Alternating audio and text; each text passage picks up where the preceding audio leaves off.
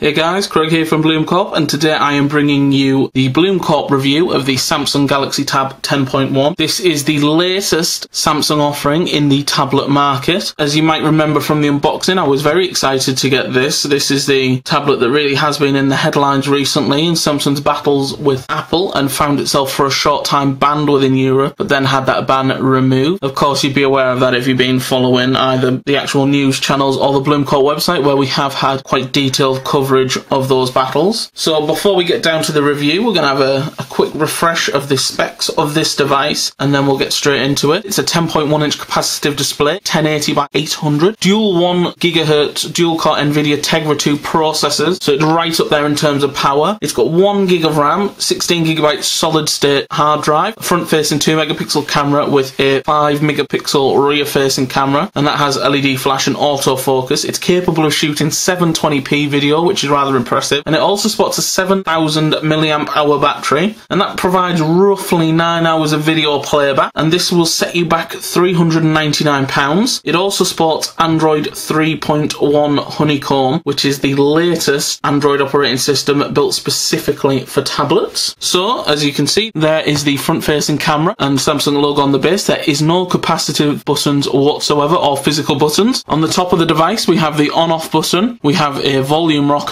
and we have space for a 3.5mm headset jack. On the left of the device, you will see that there is a speaker grill, and there is also the same speaker grill on the right-hand side of the device.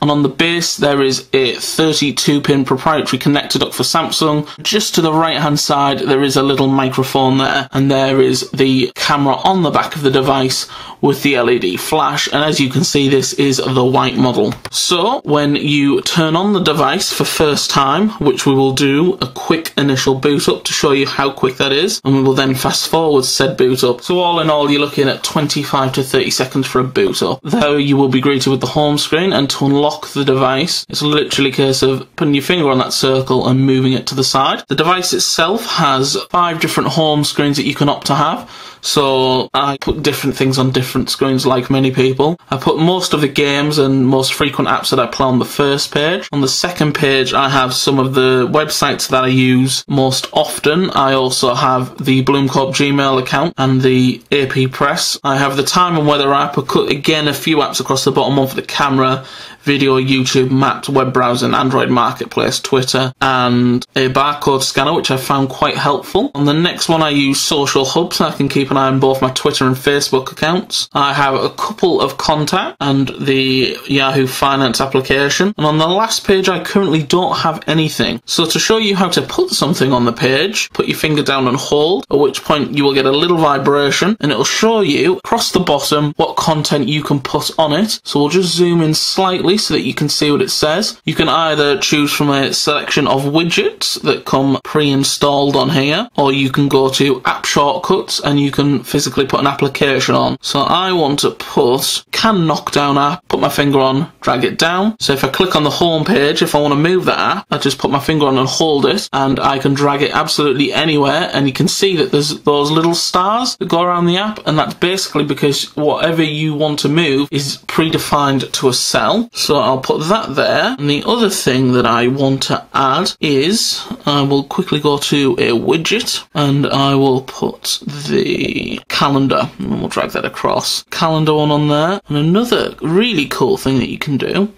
you can resize the widget, and depending on what size you do will depend on what information it puts on. I don't actually use the calendar app myself anywhere, which is why it's done nothing. On the bottom left hand side of the device, you have your 4 buttons. You've got your back button, which will take you back. You've got your home button, which takes you to your main home screen, which for me is this one. You can press this button here, which will bring up on the left hand side of the device a pane, and it'll list down the left hand side things that I'm using, but because I've turned everything off, it's not doing that. And then this little button here, if you press that, it'll take a screenshot of the device. If you press the little up arrow here, it takes you to Samsung's TouchWiz, which is a little UI that they've put over the top, and that'll take you to some of what it thinks will be the most used apps that you use on a daily basis. Task Manager, Calendar, World Clock, Pen Memo, Calculator, and Music Player. And we'll just get off that quickly. And then to get to your quick notification system, if you just flick up, it'll bring up the time, and it'll show you battery life and what networks, and you can turn things off as much as you want. So I can turn off Wi-Fi notifications, GPS, sound, the rotational, Bluetooth, or I can put it on flight mode so that you can get the most out of your battery. You can choose the screen brightness that you want to actually have, or you can click auto and it'll do it for yourself. And a quick way to get to the settings information is purely to press that button there, and it will go back off. To get to your main applications,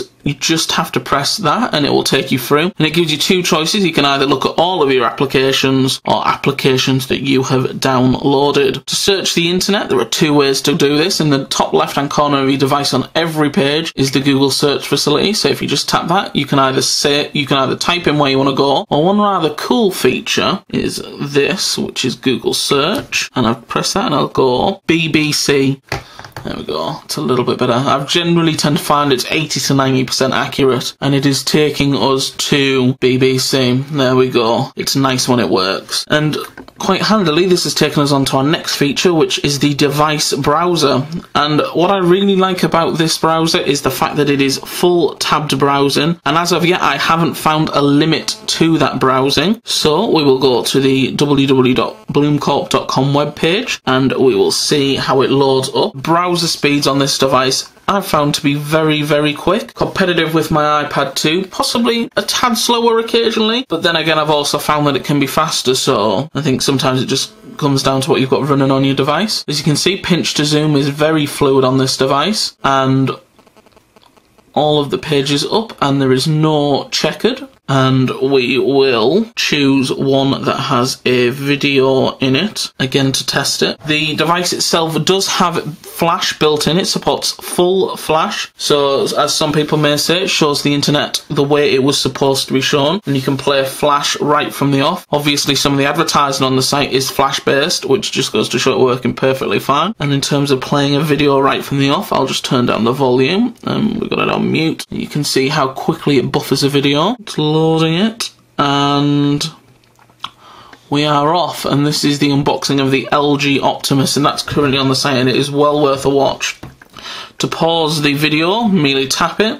You can expand it to the full screen. You can also up the picture quality if you want, and you can go to full 720p. Back arrow to get us off that, pause, and to get out of that, just quickly flick the home button. And if you want to close down a tab, it is ever so simple. Literally click on the X and it is gone. Now the next thing that we're going to look at is the Android Marketplace, because for anybody that owns a tablet, one of the things that they really want to do is get content on it, and it is ever so simple. You literally just have to sign up for your Android account, which you can do with any Gmail account, and you can take advantage of the many free applications that they have and some of the paid for applications. And I must admit there is a decent choice. It's disappointing compared to the Apple App Store, but they've got hundreds of thousands more apps available, so that's to be expected.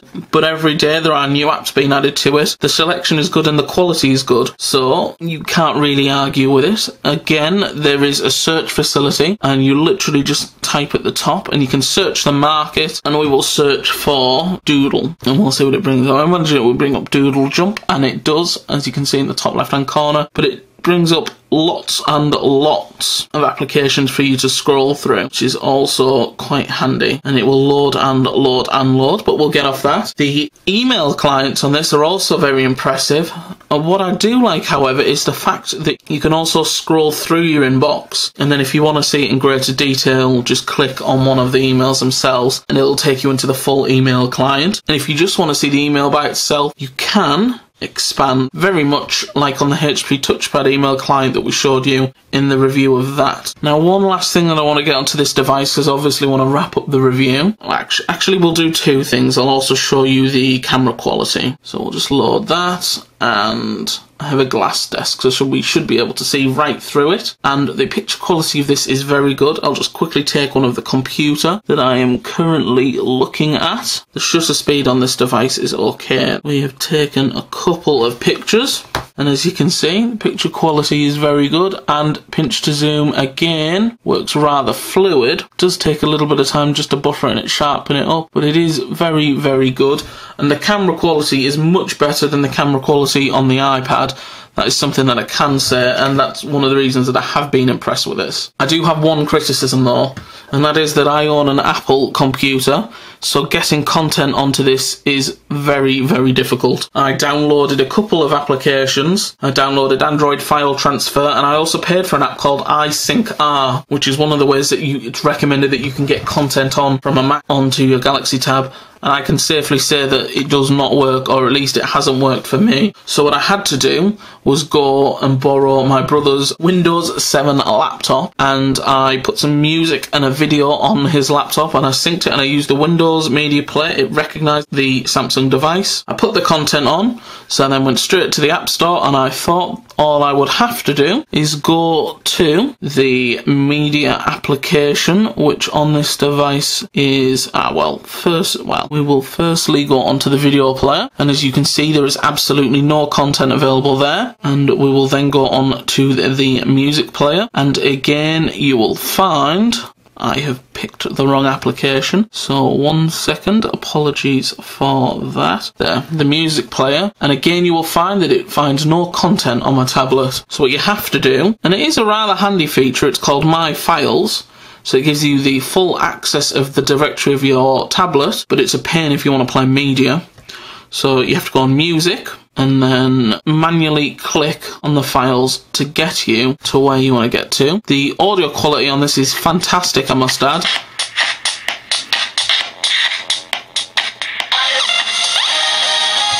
And that is how you get that, and video quality as well, seeing as I'm on here I will quickly do. And we've got Sucker Punch, and it loads very, very quickly. Again, the audio quality is very, very good, and we will quickly skip a little bit of this and we'll buffer in. One criticism I do have of the movie player though is that with this being a widescreen tablet, I was hoping that I wouldn't have the black bars at the top and the bottom. That is not the case. I do have the black bars at the top and the bottom, so it's not an improvement from my iPad, and it's not easy to get your films on there either, and it takes absolutely ages for it to sync with your computer. So in terms of would I recommend this to the viewers, yes I would. I'd give it a massive thumbs up. I think compared to the other tablets that are currently out there, this is better than any of the other Android tablets, and if I was told that I couldn't have my iPad and that I had to pick something else, this is the tablet I would choose. I would definitely get one, and I think at $399 that it is competitively priced. It's the same as an entry-level iPad, and it's just as good as one. What I would say though is that in the next month or so, the HTC Pacina is being released,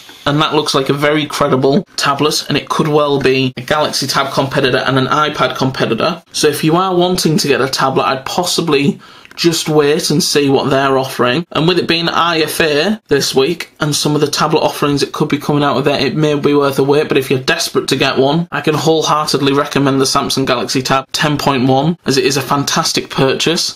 And one other quick thing that I will say, and this is one of my favourite things about the device, and that is something called live wallpapers. And this is something that I think Apple could actually borrow, because I think it's absolutely brilliant. So we go on to wallpapers. There's a fantastic selection, and my favourite one happens to be Pixel Rain. And you can have this as your wallpaper running in the background. It can lead to a little bit of lag sometimes, but I think it's fantastic, and it is a great customization. And anyway, that was our review of the Samsung Galaxy Tab 10.1. Please comment, rate and subscribe, and remember to check out the website www.BloomeCorp.com. And until next time, have a good time when we will see you in our next video.